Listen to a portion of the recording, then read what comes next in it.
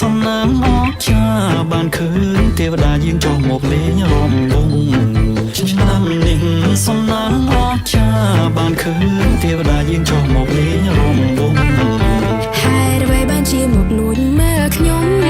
ថាសួរអបសុកទៅខ្ញុំចុះមករំវងបើបានឃើញខ្ញុំសូមកុំប្រាប់គេអើយសូមរងដូចអប្សរាទេវីធីតាទេពអប្សរស៊ូគៀលីធ្វើបនប៉ុន្មានជាហើយប្រថ្លៃមិនថ្លៃបាក់ទេឬទៅបបដងសំដីน้องខំវិន័យឋានសួរហើយដឹងទេ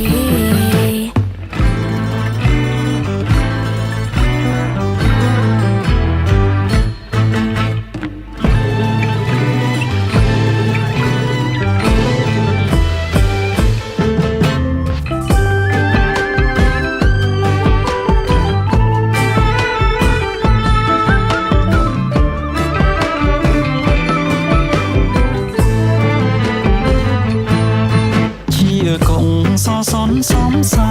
ឬភពសំណាងផលបំសាងពីបំពេ